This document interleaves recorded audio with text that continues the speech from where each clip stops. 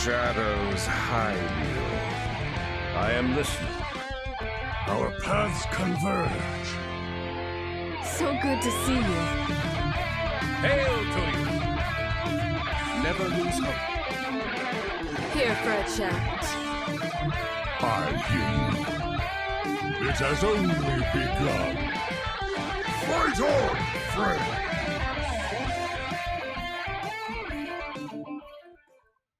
Hello and welcome to a very special episode of Concede number 333, a Hearthstone podcast dedicated to making the competitive side of the game more accessible to you. It is Thursday, March 3rd in the evening from Gadsden, New York. It's me, Ridiculous Hat. From Nomergon, Ohio, we have Edelweiss. Hello. And from Northern Massachusetts, we have Wicked. Hey there. So, you all probably know, if you've seen Twitter, you've seen the show notes, you've seen anything, we're going to have a big interview and announcement from Ben Lee, the game director of Hearthstone. We are thrilled to have him on the show again. The structure is going to be a little different. We're not going to do explanations or tournaments or even Life and Ladder this week. There was a small balance change, but we really want to focus on the interview and the time that we got with Ben. So, we do want to start by thanking our patrons. Elm Street Victim and Greg B., thank you for being our newest patrons. Really appreciate your support of the show. And if you want to support us, head to patreon.com/CoinConcede. And thank you to everyone that's left us a review. We read those out in the bonus episode that's going to be coming out this upcoming week, and we recorded it last week. But with this opportunity to have this interview, we saved it for a little bit so that you have time to listen to what Ben has to say. And we're just going to jump into that right now. Stop recording. All right. Yep.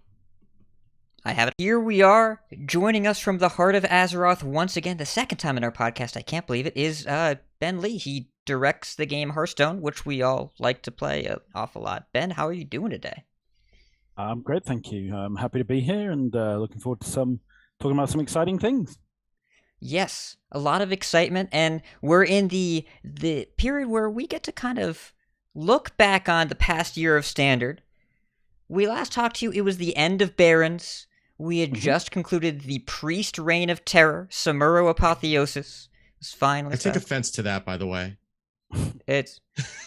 I took offense to you gaining all that life, but it stopped happening. It's okay. Fair enough.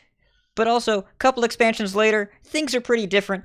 Your team had some goals to shape the Standard experience. We listened back to the last interview we had with you, and when you said, I'm the person in the team that likes OTKs the least, more in that to come. The Stormwind expansion was released shortly after, and we kind of got the idea of what was going on. So, how do you think that went? And just what was your perspective on how that part of Standard went? It's talking about Hearthstone and a specific thing that players like is quite difficult because the scope of our game is, I think, much larger than people tend to realize. And I try to reinforce that every time I talk about the game because I've worked in the industry a long time. I've worked on a lot of games, and there is no game that I've ever worked on that is even close to the size of Hearthstone. And Hearthstone, isn't the size of a game like Fortnite, but it is absolutely massive. So when we talk about, players liking a type of deck, it's not like there's 1,000 people that like this deck. It's hundreds of thousands or even millions in some cases. So it becomes quite hard to say, hey, I personally don't like this thing. Should we stop players from doing it? I mean, the answer to that is no, in reality. We want to provide different experiences for different types of players. I think the key thing there is trying to get it to feel fun, fair, and right.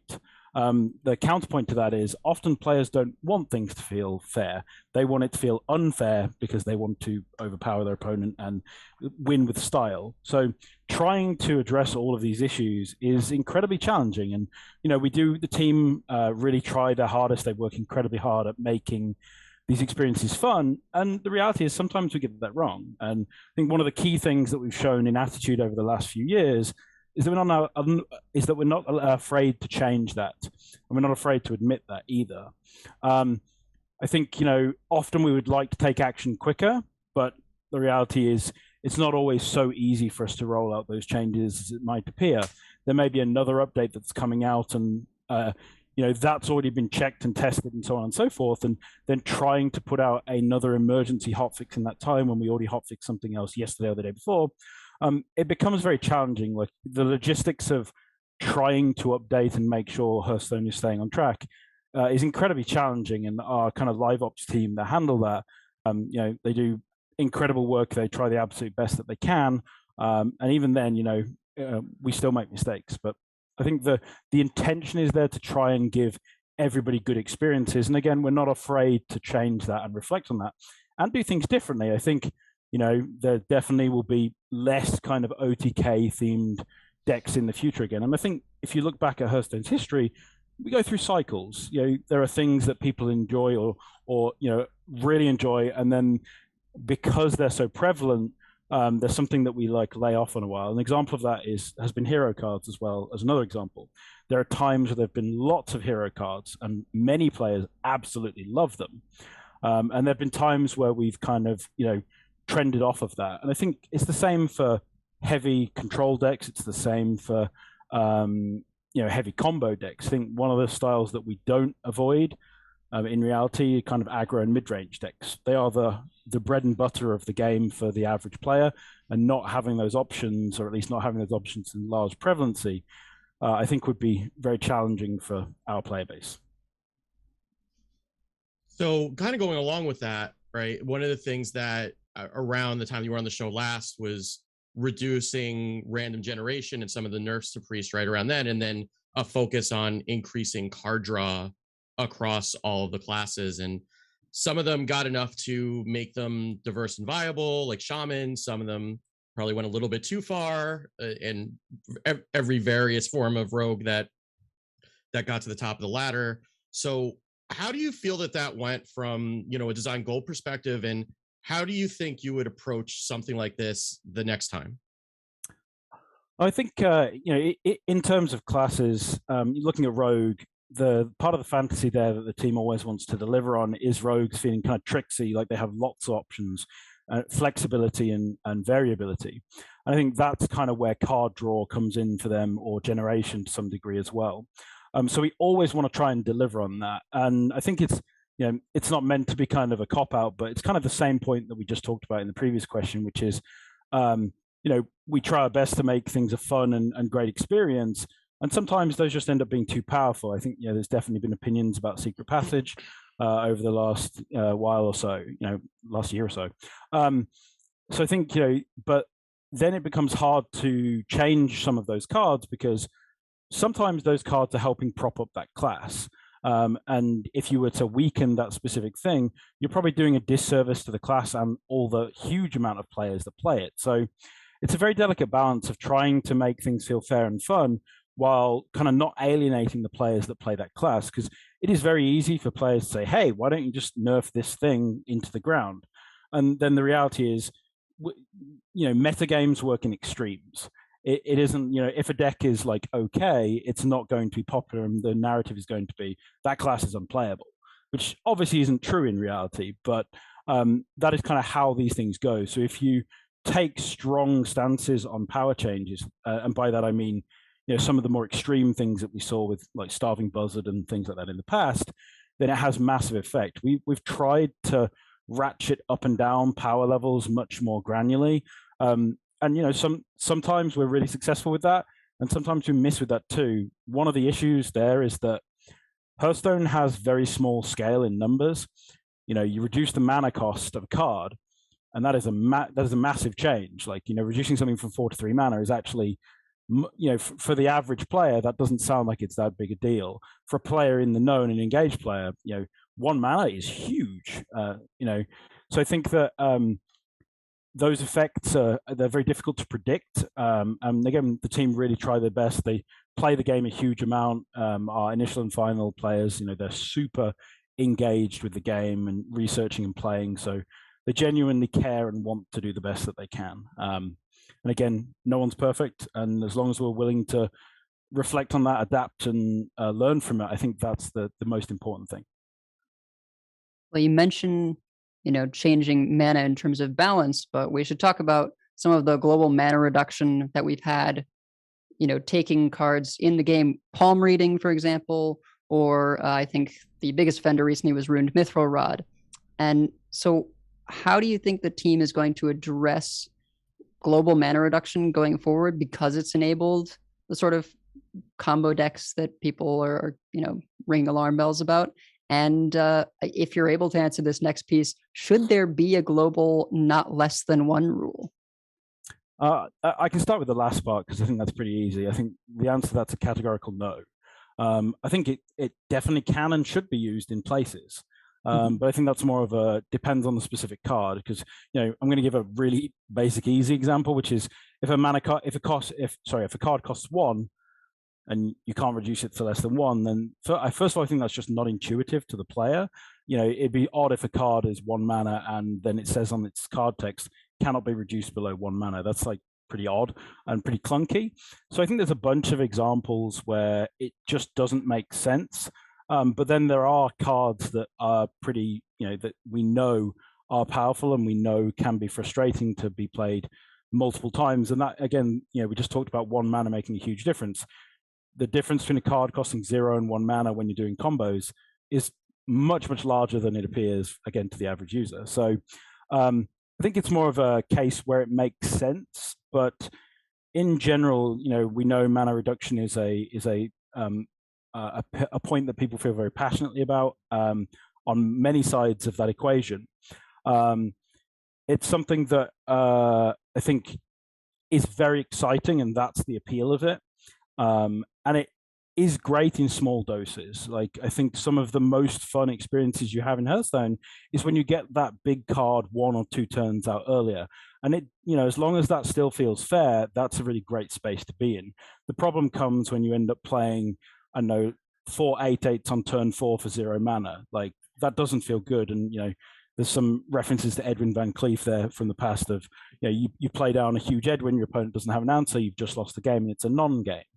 We endeavor to not have non-games. And again, our game is so big and so broad, and there's so many combinations that sometimes we don't catch those things. Sometimes we do, but we think the prevalence of them won't be a problem. And again, that's hard to calculate. I think it is very easy for players to say, hey, why don't they catch this? And the reality is the amount of testing that the game gets in the first, minute of the game from the players logging on is more than we could possibly provide professionally in any sensible manner, because you're throwing a game at millions of people, which when in reality we have a great team of designers, testers that that professionally work on the game, but you just cannot compare that to 12 hours of millions of people. So again, the team try to endeavor to do the best that they can, and as long as we adapt to do better and learn from it, I think it's okay. So, one of the really big new additions at the beginning of this year were the spell schools, and it's been something that has been featured pretty prominently in a lot of the expansion, Shadow Priest being the biggest example, or the Mage Quest, but even some interesting cards that aren't necessarily quite so flashy, like Spirit Guide being able to pull out a shadow spell and a holy spell. And some of the classes have gotten to take advantage of that better than others, mostly based on class identity and things like that. But what have they opened up for you in terms of a design perspective? I think the first thing is, I think we went a little bit light on it in Barons. We were still kind of testing the waters and seeing how things would work. We also actually decided, I think, to finally go with the kind of elemental type as a mechanic. It was actually quite late into the expansion design and development cycle. We had some other ideas we were working on, which were pretty interesting, but didn't work out. And that's kind of why we ended up doing it a little bit light. Also, we wanted to check if it was something that would really be fun and players would receive quite well. I think they have. In general, as a concept, in terms of specific decks, there's always potential frustration. And it's really just another tool in the toolbox, which is great. It gives the capacity to add depth when the team want to, or to add different options and variability and viability. I'm a huge fan of minion types, elemental types. I think they're just great for deck building guides as well. I mean, in theory, living in an ideal world, you can make a dragon deck and it's all dragons, or a demon deck and it's all demons, or a fire deck and it's all, elementals and fire, or whatever the case is. I think those are really great for players to just, when they look at cards, or at least they're checking out the game, it screams kind of as an obvious thing to them, and I think that's really helpful. They're also very thematic. Gives you the ability to do, Frost Mage, Fire Mage, Arcane Mage, fell things in Warlock. Those, the cards can look and feel really thematic, and then you can even play off that even further, which I think, the fantasy of playing is always an important thing. It's very it's very. I think it's something that a lot of players don't think about consciously, but it's very subconscious in the way that you play. If you were to be playing a mage and it didn't feel like you were flinging spells or, I don't know, summoning magical creatures, would it feel like you were playing a mage if all of your animations were shooting a bow or something? It absolutely wouldn't, right? We want you to feel, at least to some degree, like the class fantasy that you're playing, and they really help with that.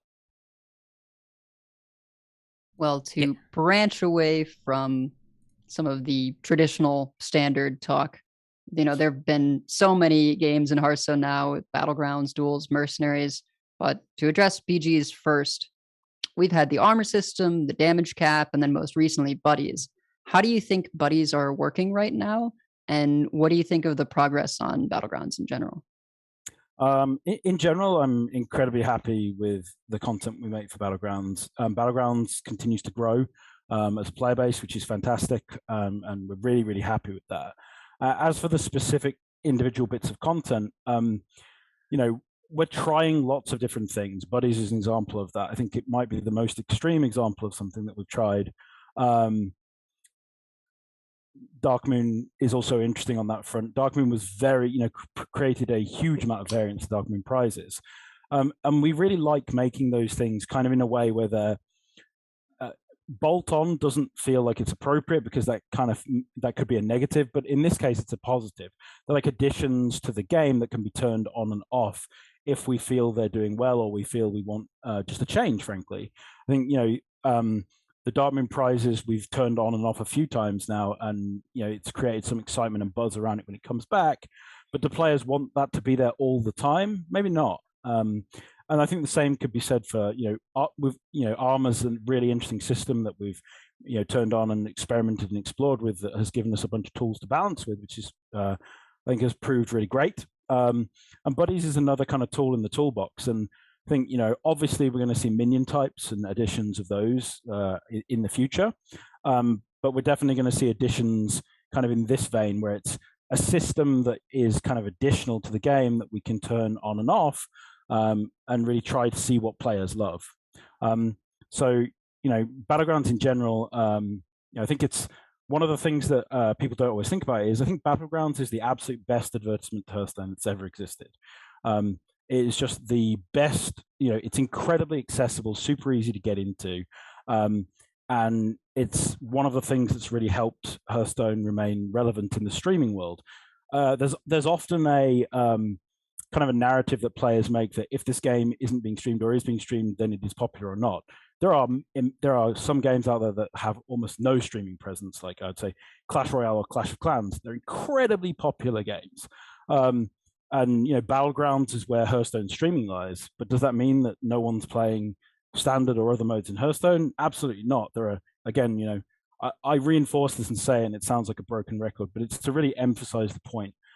Hearthstone has millions of people playing a day, and for a game that is 8 years old, that is amazing, and a testament to not only the original people that made the game. They made such great foundations, but the incredible hard work that the Hearthstone team continue to put into trying to make sure that the game is relevant and that players are enjoying themselves. So not dead game.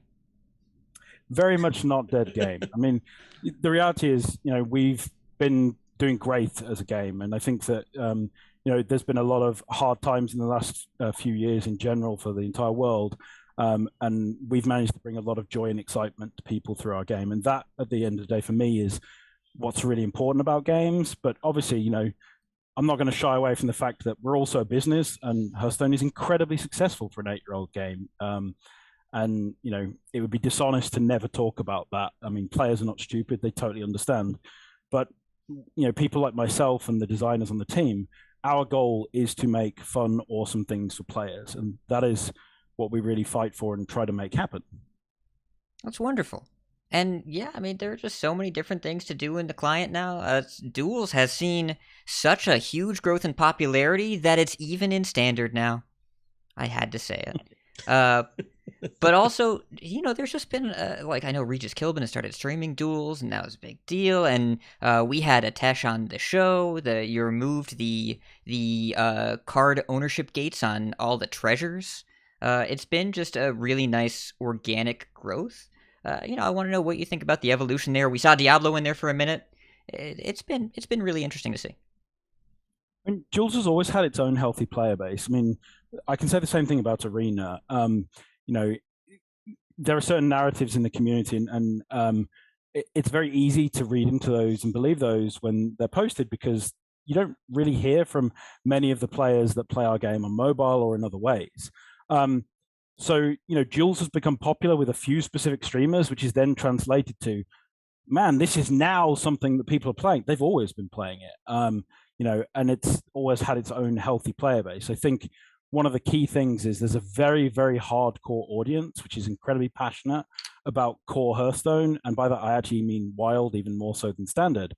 And I think that, there's this idea that if we weren't doing those things, we would be putting effort into these things. That's not how we've built our team. We've recruited to do other things. The card set team is the largest it's ever been right now. And the amount of people that are working to support that, from tech, from operations, from art, from everything, is the most it's ever been in Hearthstone history. And there are some incredibly experienced people there that have been leading that group for a long time. I mean, Dean and Liv are great examples of this. So it's not like these parts of the game are an afterthought because we're doing other things. As a game, we want to continue to grow and remain relevant, and we need to service our traditional mode.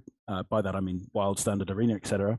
But while also investigating and endeavoring to find new audiences and also recapture some of our older audiences, because the reality is, when your game is 8 years old, some people just get bored, and that is okay.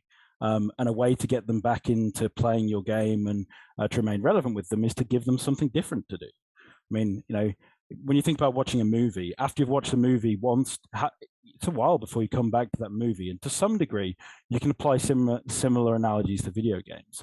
There is a limit on the entertainment and fulfillment, and that's different for everybody. But I think the key thing is, as long as people come back, it's super fine to take a break. And honestly, it's probably healthy sometimes. I do that all the time with different games. And it's been, and coming back to that game fresh, like I've done this with Destiny 2 personally, and coming back and experiencing that new content is awesome. Well, and another mode that I think people have insisted is dead is Mercenaries, which launched with quite a bit of fanfare, and now things have been a bit quiet, although I know there are some dedicated players like Mullahu TV, and I still am enjoying it personally. But how do you think the launch went, sort of from your side of things, and what do you expect to be the next evolution of the mode? Like, when can players expect to hear about sort of bigger picture changes? So I think one of the things with Mercenaries that I can talk about straight away is we haven't unfortunately had the content followed up that we wanted to. And I don't want to delve into this topic a lot, but I'm sure everybody's aware that there's been a lot of turmoil at Blizzard over the last year. We've also been working from home and various other things. And the reality is, we've had other things to focus on, and we wanted to make sure that we got this mode out in the hands of our players. And the reality is, we just unfortunately haven't been able to deliver as much as we wanted to in terms of post-launch content. We've enacted some plans recently to try and make that to do that in a better, more efficient way. There's some really cool, interesting systems that are coming. One of the big things we wanted to make sure we delivered on as quickly as possible was what to do with your excess coins. We frankly didn't expect players to get so many so fast. Maybe that was naive and foolish, but the way we had thought about Mercenaries was really just something that you can I mentioned this before, something you can play and come back to as and when you want. And during the press, I talked about it a lot like that. Mercenaries is meant to be like, a single player game, in that the multiplayer we can talk about in a moment, but for all intents and purposes, our focus was to make this a really fun, interesting single player experience that you can play at your own pace and dip in and out of. And the rate at which people consumed it was incredibly fast. And there were people within the first week that had maxed all of their characters, which, this always happens. There are extremes in fandom and in games, but it happened way more than we were expecting. And in terms of how we think about mercenaries and success, during 2021, it really helped us out in a lot of senses. And by that, I mean, again, I'm not afraid to shy away from talking about the business side. Mercenaries did great for us last year and was fantastic and really helped us out. And it's easy for people to talk about money in a negative way, but the reality is, if something's successful in our game, it helps the people making our game, and it helps our game continue to grow and be relevant. If Hearthstone wasn't a financially successful game, we wouldn't get to do all these awesome things and make all these different types of content. So Mercenaries has done really great for us on that front. I think, again, the biggest failing there is just we haven't been able to follow things up as quickly and as efficiently and with the systems that we wanted to. But again, a bunch of that was because players are consuming this. They were consuming this incredibly fast and aggressively. And also, we didn't really expect players to feel they don't need to, but they want to. Like, you don't need to get all the mercenaries and max them all to complete the content. But many players feel they want to because the characters are cool, or they like collecting and so on and so forth. So in some ways, some things have felt less generous than we intended, because players are like, well, I don't have 100% of everything, but the intention was never for you to have that. It was to hopefully be, happy. You can play mercenaries free to play, be very happy with what you get, and you can have an awesome time. And that was our intention, rather than, you need to invest tons in this and so on and so forth. Well, we've all been trained by Pokemon to try to catch them all, That's true. So, I mean, speaking of like how you consider a success, and you talked about the last time you were on the show that if Hearthstone was on Steam, it would be like number 3 in terms of a player base. And how do you measure success, and what kinds of things are you looking for when you're working at that massive of a scale, and what kinds of signals are there, and is it different than on like a smaller game to figure out if something's working or if you need to change course? I think in general, the biggest thing for me is whether someone is playing our game or not, in a very basic sense. And that can be playing anything. Any person that is in our client is, someone that is there that can then engage with the new thing or the next thing that we create. If they're not playing our game and they're not logging in, then they're not going to know about the new things that we're doing. So keeping people playing the game is top of mind. And that doesn't mean that they need to log in every day or whatever the case is. It means that they have a positive experience, and the next time that they come back, they're going to want to come back. And that could be a month, it could be 2 months, it could be 4 months, it could be a year. We see players that come back after a 2-year break and then play for 2 years straight. This behavior, when you're an 8-year-old game, you see all sorts of different behavior. And I think the biggest thing that we try to make sure is that when a player decides that they, want to put the game down, that they will want to come back at a future time. But in general, in terms of like measuring success, I think for me, the biggest thing I care about is like, it's kind of the active players. And that isn't, again, we don't have systems in Hearthstone specifically that are, when you log in, click this box and you'll get this reward. That's fake logins. That we try to avoid doing systems like that. We want, when people log in to play Hearthstone, to get their rewards, we want them to play and actually be doing part of the game, because we're not interested in fake metrics. We try to work as much as we can, in fact, in reality, and therefore, again, just having players in the game. There's obviously a financial side to this, and I'm not going to shy away from that. Hearthstone, we are a business as well, and we need to make money at the end of the day. There's no worry about that. Hearthstone is incredibly successful. I can't give any specific numbers on that, but the reality is Hearthstone makes more money than most AAA games do per year, and we're in our 8th year of our game. And so it's very easy for, again, that narrative to exist because we're an old game. And the same kind of narratives exist for many other old games as they go through. I think one of the things that doesn't get talked about that much is there's a psychology of players that you love this game and it gives you this experience, and no other game has ever given you that experience. And eventually you kind of become bitter that you don't have that anymore. And I think you can definitely look at this in the kind of the evolution of MMOs, especially because if you go back before the internet really existed en masse, which showing my age now, the games were very different, and being able to explore online worlds was incredible with people from all over the world. And recapturing that experience is incredibly hard. And the reality is, for many people, Hearthstone was their first foray into digital card games.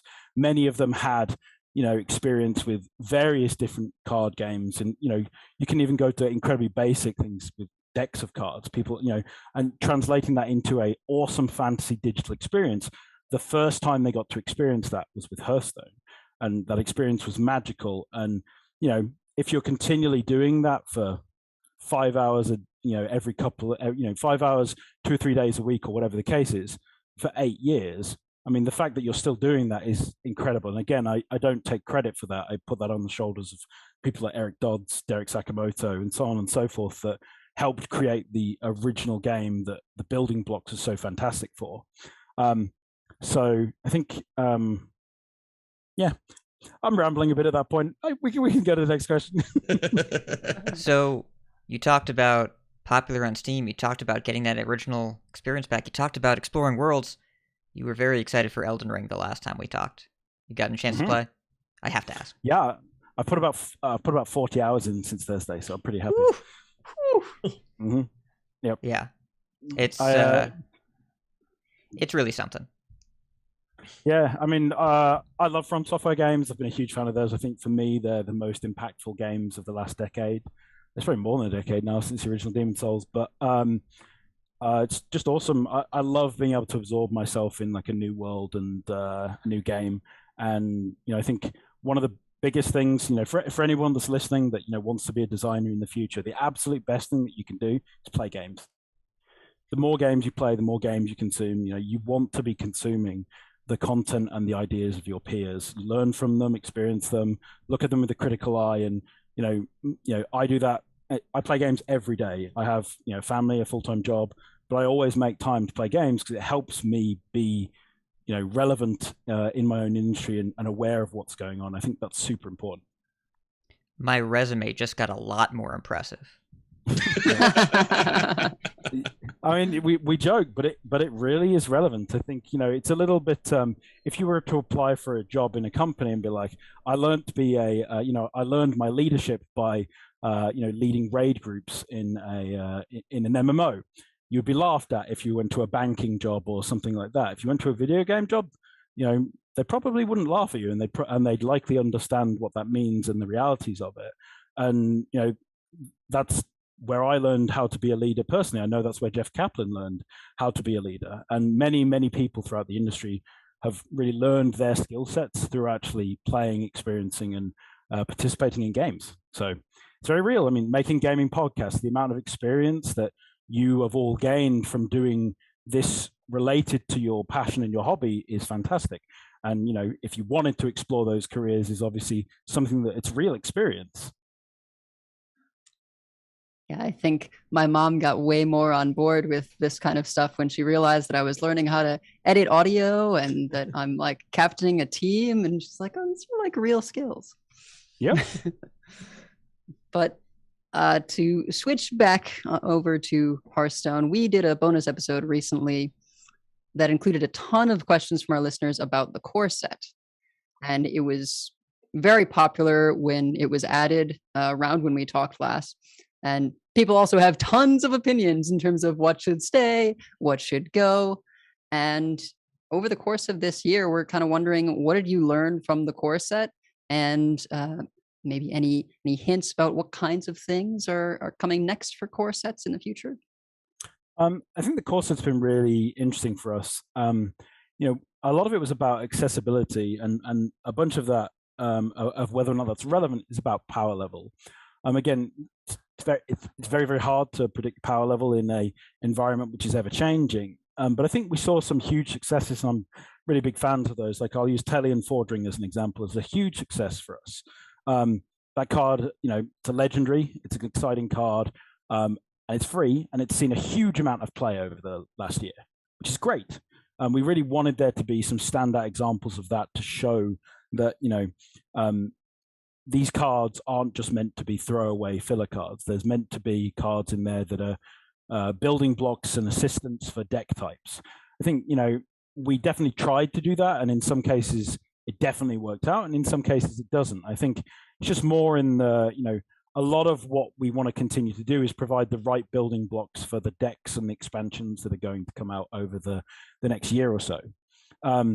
As for hints, I think there's some familiar faces coming back, and by that I mean like actual faces as in characters, but and faces as in cards as well. So there may be some stuff from that was in that was rotated out from core that is coming back. So that's twofold, and that's a little mysterious on purpose because I don't want to give too much away. But people will read into that what they want, and I'm sure they'll theorize and they'll probably get it right. Like, I mean, you could try and guess the expansion, so the year of name, and I mean, those would be interesting guesses. They would, wouldn't they? They would. And while we're here on the hint topic, all right. So this past year, you had some pretty clear theming, the classic Warcraft, but with new characters. The mercenaries got a lot of depth. Guff is such a nice boy. So will this upcoming year aim for a cohesive narrative? And what hints can you drop while you're here?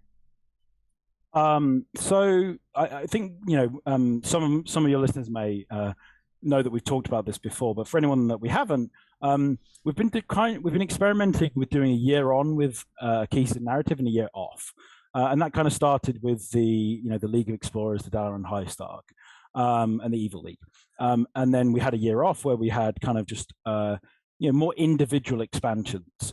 When you're tying a story together, there's just going to be some cohesion, which is intentional and natural, but that also to some degree leads to less variety, or definitely can.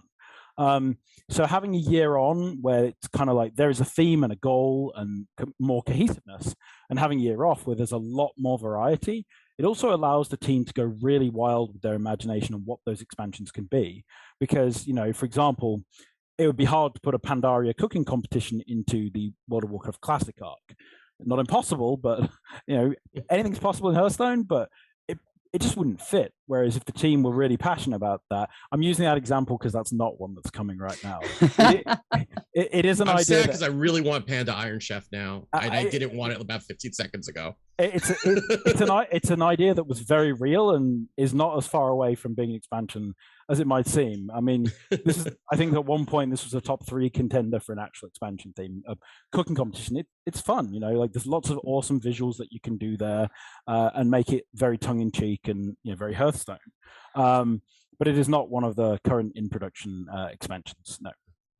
That just gets me more excited for what won out over that. Yeah, that expansion sounds like it'd be really flavorful. So, haha. That was great. Thank you. So in terms of the expansion themselves, I think there's also some difference in how lighthearted they are, and that's something that we try to do a little differently when we do a narrative. The Evil League was very silly, I think, deliberately so. This arc has been a little more serious. Again, still we're not a grim dark universe or anything like that, but it's been a little darker in some ways than Hearthstone traditionally has been. And some of our expansions this year will lean that way, and some of them won't. So I think we try to keep things varied on every sense, be it on mechanics, be it on theme, be it on tone. I think one of the most exciting things about the coming unnamed year is that there's actually a bunch of new card types that we've been experimenting with that are really interesting and fun. And we're not going to reveal anything about that early, other than say that they exist. And I think we hope players really enjoy them. We wanted to try some really interesting stuff to push standard, in a little bit of a different direction with some new interesting takes on card types. So hopefully players will enjoy those, and we look forward to hearing what they think. That's very exciting. Mm-hmm. I'm excited. I was already excited. But thank you so much for all that information, and we've got a little bit of time left. Anything you would like to share with the community at large? Yeah, I've been working on Hearthstone for almost 3.5 years now, and it's been an honor and a pleasure to work on the game. But I'm going to be leaving the team. I am staying at Blizzard, and I'm going to be working on something different that I'm really excited about starting on.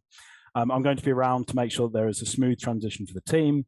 This is actually something we've been working on for some time. I've been working with the design leaders of the team, empowering them and helping them grow. And we've also recruited a number of really experienced designers to help carry some of the load.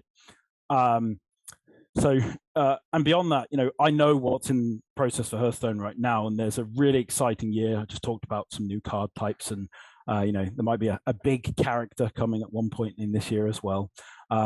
So I'm looking forward to experiencing all of that stuff as a player.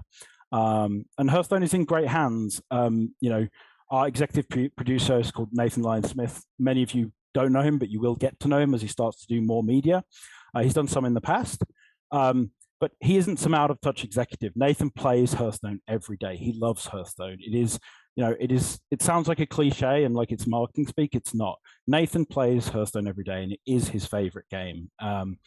So I think, he wants the game to be the best it can be, and it's in great hands with him. And our game is really healthy. I don't want players to ever think that any changes in the team, whatever they be, are something that's going to be a death knell or a negative for the future of Hearthstone. I've really indexed during this conversation on purpose talking about the success of the game because it is immensely successful, both in terms of the amount of people playing and other factors. And it is easy for sometimes that to get lost. The team is in a great space, the game is in a great space, and Hearthstone is going to be around for many, many years to come. And just on a personal note, I wanted to say, as a player coming into Hearthstone, one of my biggest concerns about the game was how affordable it was. And during my tenure, I fought really hard to improve that. In the past few years, we've added no duplicates. We've significantly improved ranked rewards, added the core set. Demon Hunter was free for all players. We've given players free decks for returning, and those decks are legitimate, real decks. And we've added a fantastic reward track, which, despite some bumps in the beginning, I think is in an awesome place that's really great for players. And obviously, the Hearthstone team have worked incredibly hard on these, and we've all been passionate about making that a reality. So I want to thank the team for that, and also hope that players have enjoyed that and will continue to enjoy it. And thank you. And thank you to yourselves for having me on. It's always a pleasure to listen to you, and I know everyone on the team are big fans. For those listening that might not know, the Concede team are also just incredibly nice people. They are fantastic. Aw. They know our names. It's the first time anybody's ever said that about me as a priest main. Priest mains are people too. It's okay. Every play is important. Well, I mean, we're just truly honored that you shared this news here on the show, and I mean, I think I can speak for all of us. We're gonna miss you. We appreciate the impact you had in the game. As I've gotten the chance to interact with Nathan over the years. He was in the Gary Kasparov and Slissa video. He was in that. He was indeed. Yeah. He was teaching Gary Kasparov how to play Hearthstone on a chalkboard. There you go. So I feel confident that's a great place for a great person to oversee the game where it's going right now. And the team has grown so much, the platform's grown so much. It's been. I remember right after you came on, we got our first buff event, Rise of the Mechs, and we were like, what is going on here? And there's been so much more put into Hearthstone ever since then. So I bet your new game is cool. Can't wait to play it. But thank you so much for coming and hang out with us. It's a pleasure. Thank you very much. And I'll speak to you in the future, maybe, hopefully. Hopefully. Wow. All right. So that was an interview. I don't think we've ever gotten an announcement like that via podcast for anything ever. Pretty special that he picked us, man.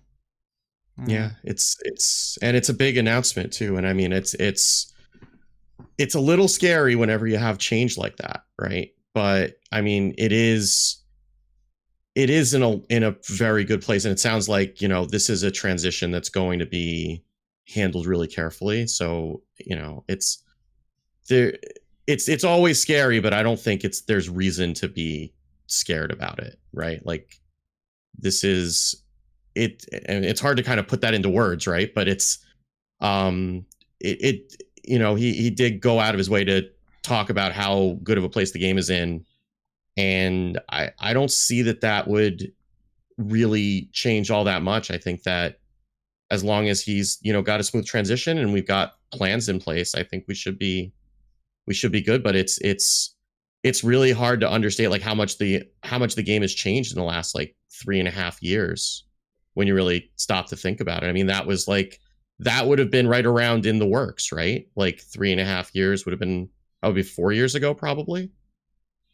Yeah, he joined right at the tail end of, I think he joined right around when Rastakhan's came out, maybe a little bit after. Yeah. And we saw the difference almost immediately in Rise of Shadows. We alluded to Rise of the Mechs that year had Doom in the Tombs, Galakrond's Awakening, much more frequent balance cycles, just a lot of changes in a pretty rapid period of time. And then the econ revamps as well started right away. It sounds like it was really a big deal to him. And we have seen the changes. It's still a card game that costs some money, but we can tell that they've moved a lot of their focus on financing through cosmetics, and they've added more game modes. Base Hearthstone, easier to get into now than it was, even though it can be hard to keep up with at times with all the constant balance changes, but they found ways to make that more approachable. Yeah, I would say just the amount of changes that took place in those last 3.5 years. You would have expected him to have been director even longer than that. I mean, it's still almost half the life of the game, but there's such massive changes to think that we didn't have duplicate protection for so long, and that was just how we played the game. It's unthinkable now. I think similar to when the ladder changes happened, like that was a huge shift. We used to have the rat race to see who could get there first, and that was totally eliminated by the much more tolerable climb that we have now. Yeah. It's been, the world has gone through a lot of ups and downs. He started, he had 1 year before COVID happened. And then he's also overseen the game during the full transition to working from home and the gradual transition. A couple people back in the office, not many, but some. Got a new class, got how many new game modes? A lot. A large amount. Battlegrounds. I mean, Battlegrounds was duels, announced at BlizzCon after that, right? Yeah. So, like, that was the first big one. And I mean, that BlizzCon of that year with Rastakhan's Rumble, that was like also the don't you guys have phones BlizzCon. It was. So like taking over and like, I mean, the worst maybe not the worst possible time given recent events, but like one of the darker days content wise, right? And then both in terms of Hearthstone and the company as a whole, and then being able to really turn it around, and just the number of quality of life things in addition to, the actual game content. It's a lot that's changed over that time, and it's really it's hard to list them all. I mean, we're not going to take the time to do it, but there's And clearly, the thing that he hammered home time and time again is just how popular, how big Hearthstone is. And so I think we just don't have to worry about the rhetoric about, is the game dying, is this mode undersupported, whatever, because the team's growth only happens when they make money, which we were explicitly told Hearthstone's doing pretty well. I'm curious to see where things go now. I'm curious to see what the next director wants to accomplish, because Ben was very ambitious, and Nathan, I think he's a great guy. I've had the pleasure of interacting with him a couple times, but he's the executive producer. I think he's probably holding on to this temporarily, but I'd guess they'd hire a full-time game director. I'd be curious to see what they want to do and where they want to take it, but it's clear the direction that Hearthstone has gone in is transitioned from a new game to a more mature product that has found ways to keep our interest, and it's got a huge design team everywhere. I mean, we see Ixar talking about this all the time, about how many people report directly to him. I don't think that our day-to-day, week-to-week, month-to-month experience of new content pipelines are going to change all that much, but I'd be curious what the new director has planned, because Ben did a lot and got a lot done with a very talented team working for him. So we're going to miss him. I'm just wondering, how are we going to have a non-Ben game director? There must always be a director Ben. Yeah. That's the biggest variable right now. We really don't know. Yeah, Nope. that's a very big concern, and that really should be keeping us up at night. I know. Ben Brode, Ben Lee, even the transition face was Ben Thompson. Yeah. So I don't know. The world is turned upside down. We'll just have to get through this together. So We'll bend over backwards to cope. let's see. Oh. Had to get the pun in there. So, listeners, we had a patch this past week. It was a small balance patch for standard. There were some good changes for BGs, even though we're not BGs professionals. But honestly, we want to let this interview and announcement be the thing this week because this is more important than anything we could possibly have to add to it. We're going to talk about trios next week. We'll cover and see if the locust change actually did anything to Kazakhstan. I can tell you right now, the SA7 smuggler change, if you want to keep playing Quest Rogue, go ahead and keep playing Quest Rogue. It's fine.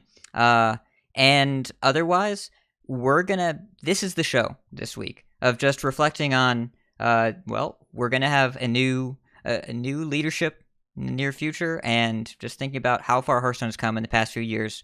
We want to give extra special huge coin concedes to Ben for thinking of us. He reached out to us, which has never happened, to announce this. Like, I cannot believe he chose our little show, little community show, just the place to make this kind of enormous announcement to the world that Hearthstone's moving on to new leadership. So thank you so much. Thank you so much to Fabio and the PR team for trusting us and thinking of us and making this happen in such short notice. Really, we're honored to share this. And, Ben, good luck with the next game. And thank you for everything. So we have many I'm sure it's going to be awesome. Yeah. Yeah. And we have many other people we'd like to thank. Check out our thanks section on the website, coinconcede.com. You can find our contact info, our show notes, our Patreon information. You can support us at patreon.com/coinconcede. Join us every week live by following us on Twitch at twitch.coinconcede.com. Join our community chats in our Discord, discord.coinconcede.com, or into our email at coinconcede@gmail.com. You can follow us on Twitter at coinconcede, like, share, and follow us on Facebook at facebook.com/coinconcede. If you'd like some CC swag, head over to our shop at shop.coinconcede.com, and we have many producers. Big thanks: Number Theory, DogeDK, Proby1, Crash, Cap, Beef Squatch, David P, Snowpack, Lucky, Fade to Black, Walu, Itinerant Wizard, and Jeremy T. And I think that's gonna do it. I think we're good. Yeah. So, Yeah. keep calm, and thanks for everything. If you see us on ladder, coin concede. Coin concede. Coin concede.